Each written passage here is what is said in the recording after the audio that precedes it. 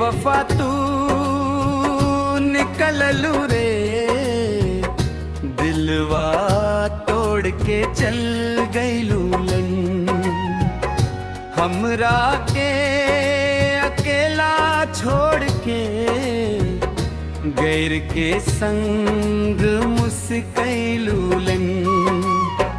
तोहरा खातिर सब कुछ हरनी, तू न समझलू प्यार के।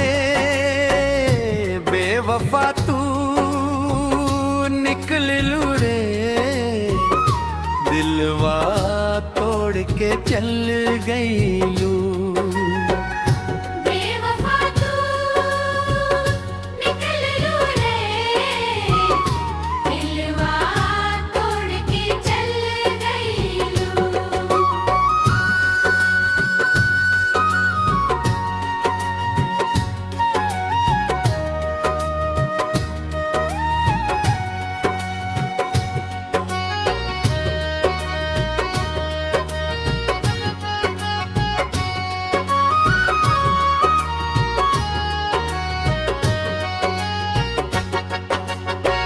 रात रात भर जागी हम तोहार याद सतावे हो, आँखियन से नीर बहे दिल के दर्द बढ़ावे हो। कहले रहलू साथ निभैबू, जन्म जन्म के साथ। आज काहे बदल गईलू, छोड़ के हमरा हाथ हेली।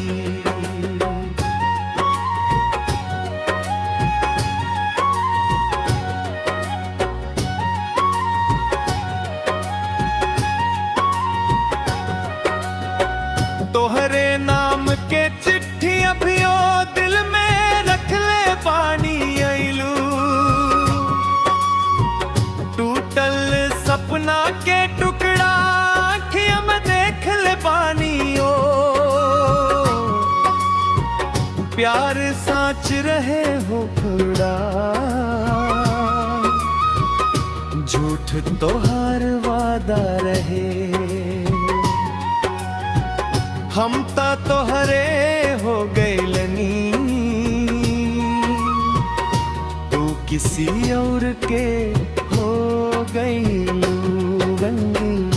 बेवफा तू निकललू ले, दिलवा तोड़ के चल गईलू।